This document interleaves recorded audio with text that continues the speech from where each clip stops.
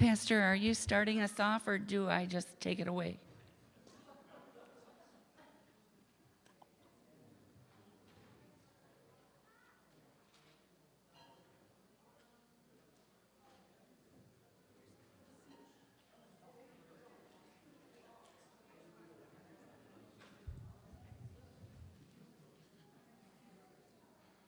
All right, good morning. Thank you for being here this morning, or this is being recorded, so whenever you're watching it. Our RIC team, I did want to introduce them. We have Chris Seibert, who is the chair of the team. Hello, Chris. Lee Williams, Jenny Conway, Bryn Conway, who's not able to be here today. School, you know. Rhiannon, friends, Mary Farley, and wait, who? No, I know, but isn't there someone? Okay, well, yes, Diane Newbold. Thank you. Isn't there someone else who's not? No, that's it. Okay, and Diane Newbold. Yeah, all right. Whew. Yeah, so this team has done a lot of work to get to today. And so this is a presentation where they'll be sharing with you what is RIC, what's the process, what our discernment is going to look like. At the very end, and I'll go over this again at the end, we do have two ways to submit questions. You can put your name on them if you want us to follow up with you, or you can do it anonymously. But your name helps us follow up. There is, and I'll go over that at the end. So that's how we will do this today. So really, we're just asking for your attention and just being able to kind of take it all in. So with that, I will turn it over to Chris. Did you grab the? Okay, good. Good morning again. I am Chris Seibert with a frog in her throat. And I'm really grateful that you all came out to our meeting this morning. You'll hear from many members of the task force this morning. We're here to give you information about the Reconciling Works program, why we think being an RIC church is important for Living Waters, what we have done so far, and how we will obtain the RIC designation, and how all of you, Living Waters, can be part of the journey. I'm going to start us off. My topic is, what is Reconciling Works and the RIC program? Reconciling Works is a Lutheran organization that began in 1974.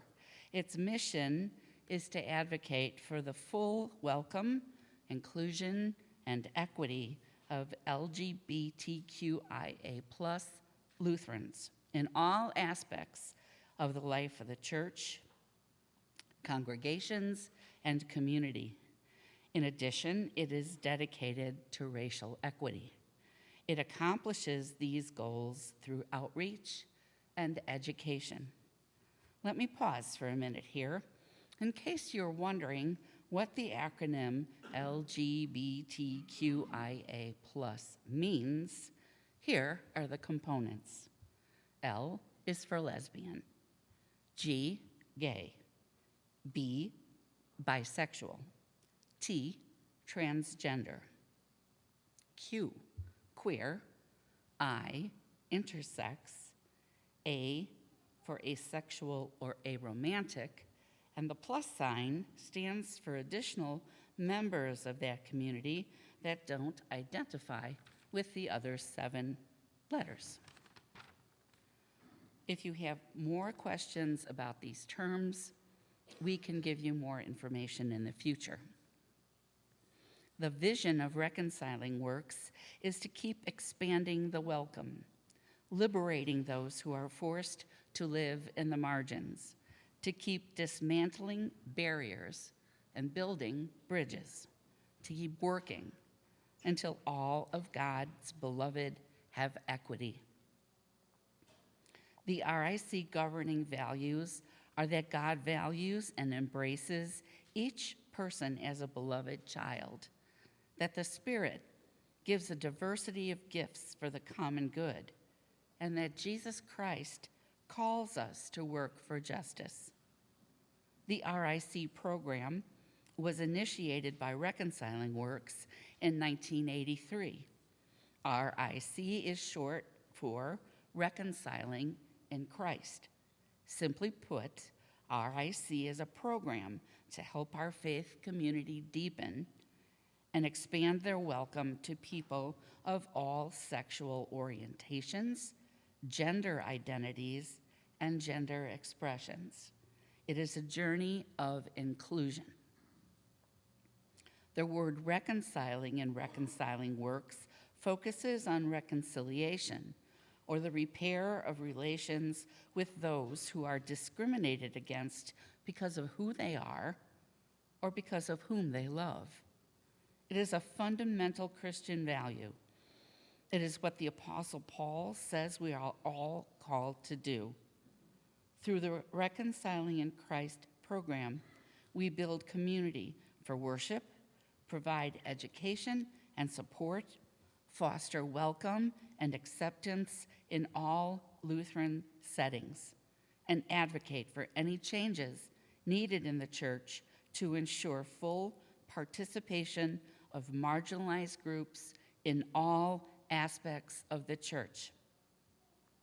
The RIC program is also a process, and Diane can tell you more about that.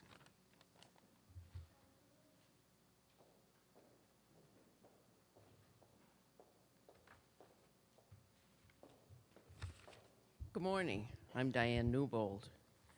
And what we have done so far, the number one focus of our task force is to listen to the congregation. We determined that we are in the discernment process. The first 6 of 11 steps are mostly accomplished.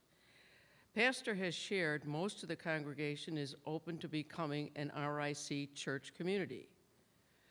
We elected Chris Seibert as our chair, with Mary Farley and Diane Newbold as co-chairs, with the agreement we will all work together. We have created sub-teams for our welcoming statement, education, reviewing policies and procedures, and graceful engagements. We determined the focus and identity of what makes Living Waters special. We are welcoming. We share the grace of Christ, and we have a passion to help beyond Living Waters. As we take steps through the RIC process, we will continue to keep Living Waters true to our unique characteristics. We have had ongoing discussions of who we are as a congregation. We have determined what our next steps should be. We have created the RIC bulletin board. Pastor has had one-on-one visits where RIC has been discussed. We are open to further one-on-one visits with the congregation regarding more in-depth discussions about the RIC process. And we've planned this education meeting. And now that will bring us to Mary, who's going to tell us why we need RIC.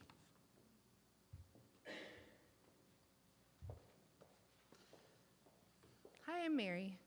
So I'm going to chat with you a little bit about why we need to be RIC.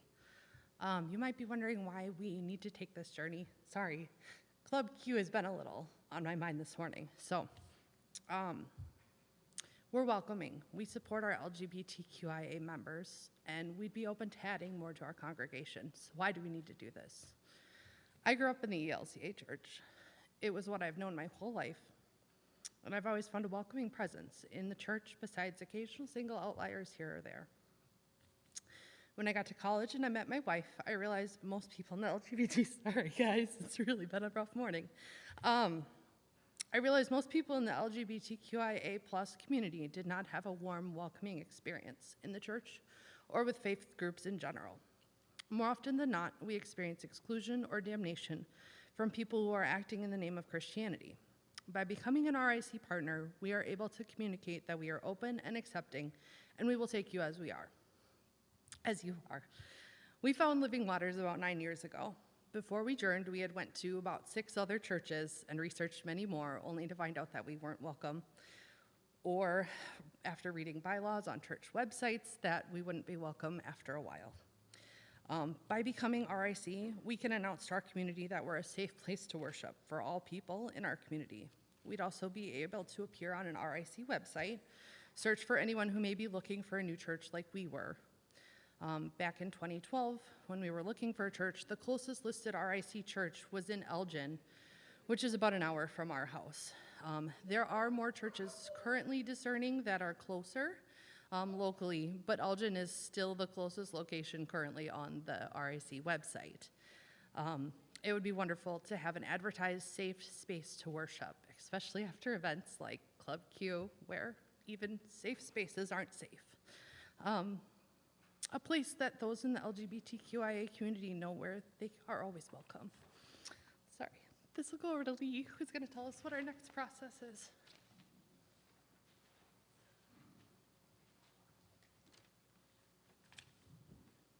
Good morning. So I'm a little shorter than most. I'm going to move this a little closer.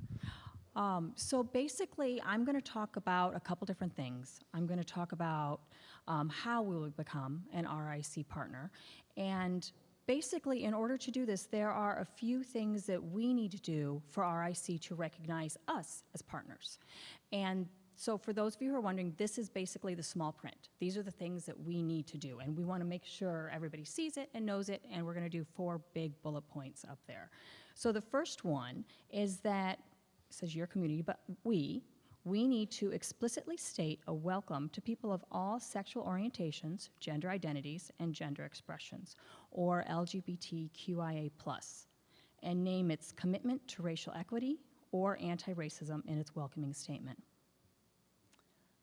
The second thing we need to do is we need to be open to calling an LGBTQIA+ and Black, Brown, Indigenous person of color, or BIPOC, rostered leader. The third thing is that we will allow community space or sanctuaries to be used for LGBTQIA+ weddings and blessings, and that we will make a meaningful contribution annually to support the national RIC program. Now, I'm also going to talk about how we're going to do this, and there's 4 steps left in the process. The first thing we're going to do are educational meetings. We will cover gender, vocabulary, and language. We'll talk about how to become even more welcoming than we already are, and affirming.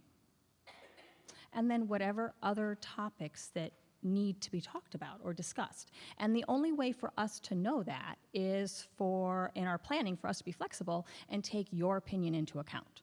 So please use the comment cards. Please give us your input, give us your thoughts, give us your discussions so that we're able to plan accordingly. So the second thing we're going to do is to draft a welcoming statement. And we want to make sure that this welcoming statement is authentic, and it shows what we believe and how we intend to live this out. The third thing is to conduct an exploratory survey.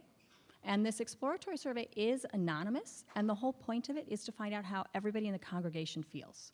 So we want as many people to take part in this so that we can address any objections or any lingering questions that people may have.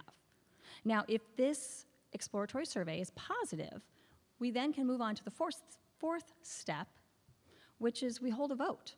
And that's everybody in the congregation holding a vote. And this will allow everyone here to publicly affirm your commitment to be welcoming and affirming to individuals in the LGBTQIA+ community. And with that, I'm turning it over to Jenny. Good morning again. Thank you so much for all of you guys being here, because this is obviously really hard for some people. And we have a very comfortable space for us to gather in. And so we want to make that comfortable for everyone. We ask, how can we do this as a congregation? And we need to pray. We need to pray for our LGBTQIA+ family members in our world, and that can join our congregation and worship with us. We need to pray for our RIC. There's so many alphabets going on. Our RIC community here. We have a group of people who have met we've grappled with different things. We've bounced things off of each other. We've learned so much from Mary and from Bryn about what it doesn't mean to be LGBTQIA plus and being received in the world, in the community. And how to approach people, because there's some things that we say that we don't even realize, and so we can learn so much from them. We need to pray for Pastor. He's leading our congregation. We're having a change, and with change, people have different reactions. And we need to obviously pray for our congregation. We need to pray for our community around us as we choose to do things like this. We have people coming in and out of our church. We would, if we choose to do this and vote on it, we would have something on our sign so that people would know that this is a welcoming place, and we will keep it a safe place for them. And then, of course, of our country and our world, because there are strong opinions for or against. I've learned so much that it's so important to ask questions. When we don't have our questions answered, there's a lot of fears. And so we, as Lee and Pastor and everyone has said, we need you guys to ask questions. So we've been introduced to our RIC team members. Please feel free to ask us any questions.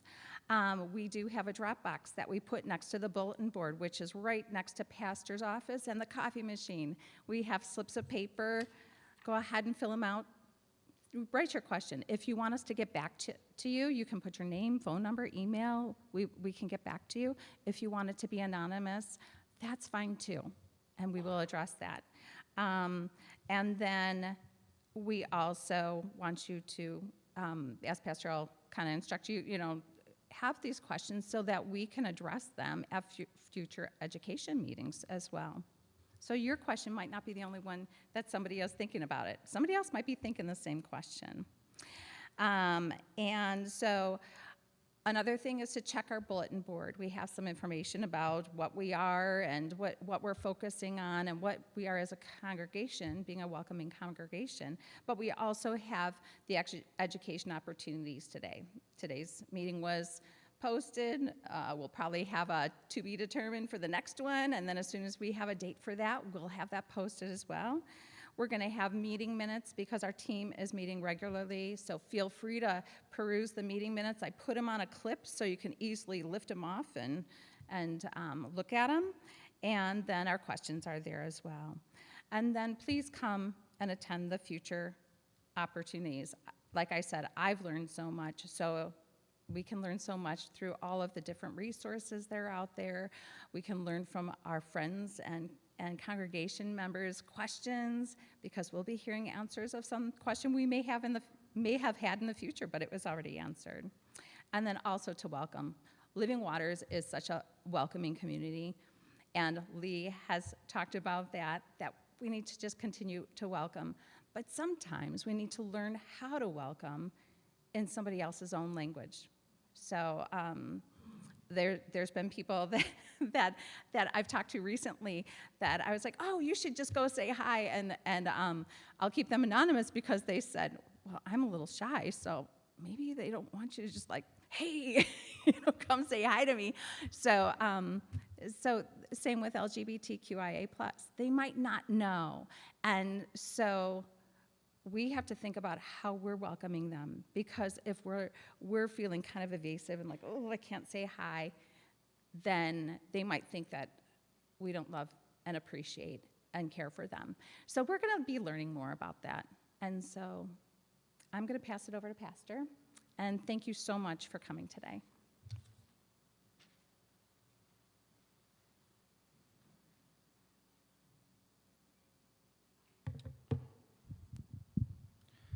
All right, well, thank you to our RIC team for putting this all together. It was a lot of work to get to this day. I want to remind us that this is an entire congregation process. This isn't just something that a pocket of us will decide. Rather, the entire congregation will have voice and vote.